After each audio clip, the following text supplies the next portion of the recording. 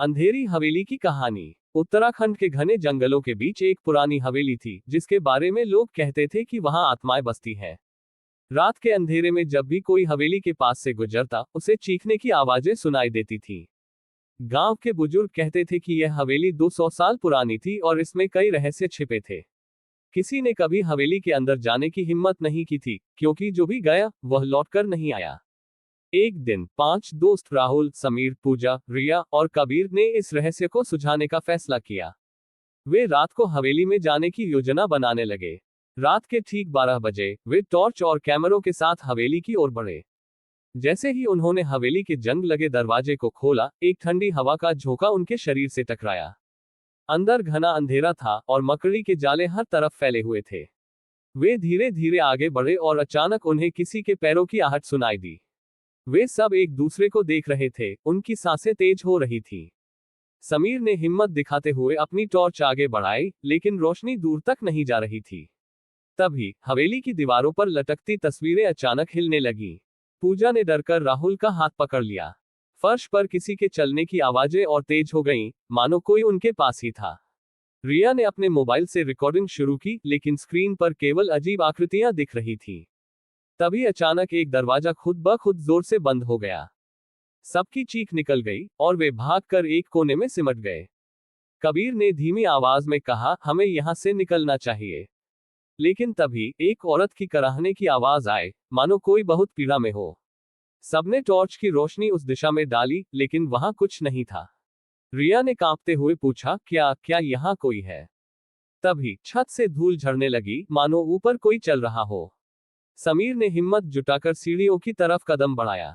जैसे ही उसने पहला कदम रखा, सीढ़ी जोर से चरमराई और एक भयानक चीख गूंज उठी। पूजा ने घबराकर कहा, हम गलत जगह आ गए हैं। समीर ने हिम्मत करके सीढ़ी पर आगे कदम बढ़ाया, लेकिन हर कदम के साथ डर बढ़ता जा रहा था। पीछे खड़े कबीर ने कहा, अगर कुछ अजीब लगे तो तुरंत वापस आ जाना। जब समीर दूसरी मंजिल पर पहुंचा तो उसे गलियारे में एक परछाई हिलती हुई दिखी। उसका दिल जोर से धड़कने लगा, लेकिन उसने हिम्मत करके आगे बढ़ने का फैसला किया। नीचे खड़े बाकी दोस्तों ने घबराकर उसे आवाज लगाई, समीर, वहां क्या है? समीर कुछ कहने ही वाला था कि अचानक दरवाजे की दरार से एक सफेद साया बाहर आया और उसकी ओर बढ़ने लगा। समीर घबरा गया और तेजी से नीचे भागने लगा, लेकिन सीढ़ियां अचानक गायब हो गईं। वह जमीन पर गिर पड़ा और तभी एक ठंडी हवा का झोंका उसके पास से गुजरा। नीचे खड़े बाकी दोस्तों ने देखा कि समीर किसी अदृश्य शक्ति से ऊपर उठ रहा था। पूजा ने रोते हुए कहा, हमें कुछ करना होगा, उसे बचाओ। रिया ने जल्दी से अपनी जेब से मां की दी हुई पवित्र ताबीज निकाली और समीर की तरफ उछाल दी। जैसे ही ताबीज समीर के शरीर से टकराए, एक जोरदार चीख हवेली में गूंज उठी। समीर धड़ाम से जमीन पर गिरा और तेजी से उठकर दोस्तों की ओर भागा। सभी दोस्त अब एक कमरे में बंद हो गए। दरवाजा तेजी से हिल रहा था, मानो कोई उसे तोड़ने की कोशिश कर रहा हो। रिया ने कमरे में रखी एक पुरानी किताब पर ध्यान दिया, जिस पर धूल जमी थी और अजीब संकेत बने हुए थे। उसने जल्दी से उसे उठाकर पन्ने पलटने शुरू किए। पूजा ने धीरे से पढ़ा, ये हवेली श्रापित है और यहाँ की आत्माएं मुक्ति चाहती हैं। रिया ने किताब के पन्ने पलटते हुए पढ़ा, इस हवेली में कैद आत्माएं तब तक मुक्त नहीं होंगी जब तक उनकी अधूरी इच्छा पूरी नहीं हो जाती।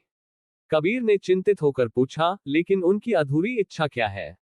तभी कमरे के कोने में एक पुरानी तिजोरी दिखाई दी, जिस पर खून से कुछ लिखा हुआ था। राहुल ने नजदीक जाकर उस पर लिखा पढ़ा, सत्य को स्वीकार करो, वरना मौत तुम्हारी होगी। सबकी धड़कनें तेज हो गईं। पूजा ने कांपते हुए कहा, हमें इसे खोलना चाहिए या नहीं?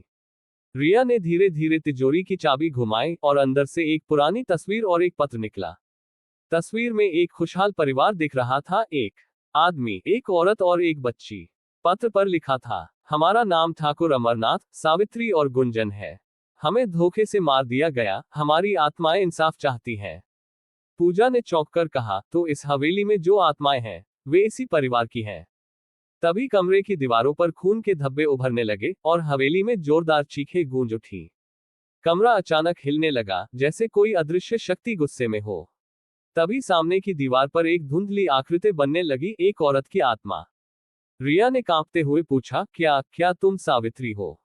आत्मा की लाल चमकती आंखें उनकी ओर घूरने लगी और वह फुसफुसाई, तारांकन तारांकन, सत्य उजागर करो। तारांकन तारांकन। कबीर ने जल्दी से कहा, हमें पता लगाना होगा कि इस परिवार की हत्या किसने की थी। रिया ने किताब के आखिरी पन्ने पर लिखा पढ़ा, तारांकन, हमें ठाकुर रणवीर सिंह ने मार दिया। तारांकन। राहुल ने चौंक कर कहा, ये तो गांव के सबसे प्रभावशाली परिवार का नाम है। समीर ने कहा, तो इसका मतलब ये आत्माएं इंसाफ चाहती हैं। तभी हवेली की खिड़कियां जोर से खुल गईं और तेज हवा चलने लगी, जैसे कोई शक्ति उनके फैसले का इंतजार कर रही हो। क्या वे इन आत्माओं को इंसाफ दिला पाएंगे, या ये हवेली उनकी कब्रगाह बन जाएगी? तेज हवा के बीच एक धीमी सिसकी सुनाई दी। कमरे के कोने में एक छोटी बच्ची की आत्मा दिखाई दी, जो धीरे धीरे उनके पास आ रही थी। रिया ने कांपते हुए पूछा, क्या तुम गुंजन हो?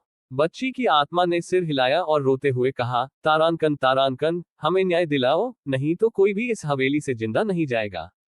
तारांकन तारांकन। राहुल ने जल्दी से पूछा, लेकिन ठाकुर रणवीर सिंह की सच्चाई दुनिया के सामने कैसे लाएं? तभी हवेली की छत पर एक तेज धमाका हुआ और घने अंधेरे में लाल आंखों वाला एक काला साया प्रकट हुआ। साया धीरे धीरे हवा में तैरता हुआ नीचे उतरने लगा और हवेली के दरवाजे अपने आप बंद हो गए। समीर ने घबराकर कहा, ये क्या है? गहरी डरावनी आवाज आई, तारांकन तारांकन, तुम्हें यहां से जिंदा नहीं जाने दूंगा। तारांकन तारांकन। बच्ची की आत्मा पीछे हट गई और डरकर बोली, तारांकन तारांकन, ये वही आत्मा है जिसने हमें मारा था। तारांकन तारांकन। पूजा ने कांपते हुए कहा, तो ठाकुर रणवीर सिंह की आत्मा अब इस हवेली में फंस गई है। कबीर ने तेजी से किताब के आखिरी पन्ने को देखा और कहा, अगर हम उसकी कब्र खोदकर सच्चाई सबके सामने लाएं, तो आत्माएं मुक्त हो सकती हैं। रिया ने कहा, गांव में ठाकुर रणवीर सिंह की कब्र कहाँ है?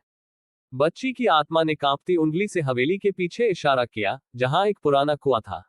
राहुल ने हिम्मत जुटाकर कहा, हमें वहां जाना होगा, इससे पहले कि ये आत्मा हमें मार डाले।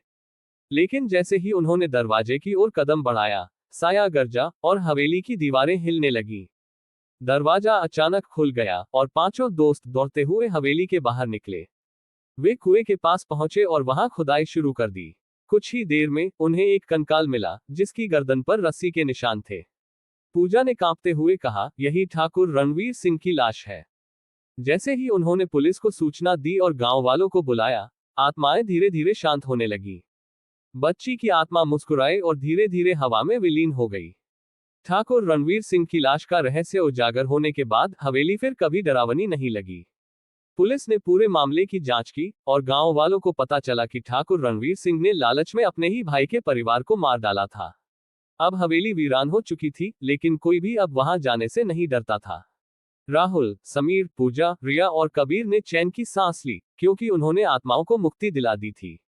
लेकिन जब वे वापस गांव लौटने लगे, तो हवेली की टूटी हुई खिड़की से एक जोड़ी लाल आंखें उन्हें देख रही थी।